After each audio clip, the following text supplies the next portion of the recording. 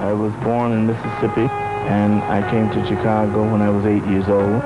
I was raised in a pretty good neighborhood at 47th and Langley Avenue. The people that I was raised around were very nice.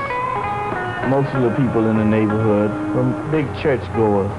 When I was about 13 or 14, well, I decided I wanted to play the guitar.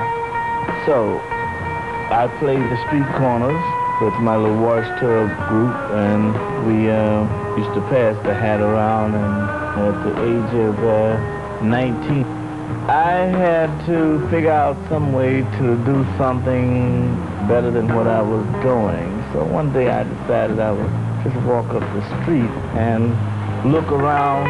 I ran into a record company, Avenue. I went in, and they asked me, they says, "Man, what kind of music is this you play?" I said, "Well, like, I don't know. You know, all I know is that here it is." Say, they didn't want any parts of it. They told me it sounded like jungle music. Around 25, I think, I gave up hope. Well, I didn't know that this record company was only a block away from my house, and I was raised right in back of the place and didn't know it was there.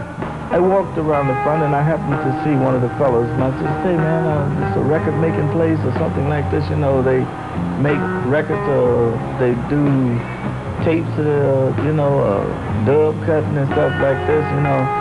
He says, "Well, yes," you know. So he took me inside, and he introduced me to Leonard and Phil Chester. One day the girl rang my office and told me there's a fella out there with a wash tub with a board on it and some strings, and also had a guitar with him, that he wanted an audition. He said his name was Bo Diddley. I said, "Well, I'll see him in a few moments." Took him in the back, told him to play me a couple of things that he had. And he came up with the oddest beat and sound that I've ever heard on record at that time. It was so odd, it was comical.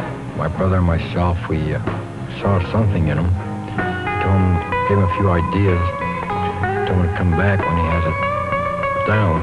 Next morning, he was standing on the doorstep waiting. We took him in the back, and we listened to him, and it sounded great.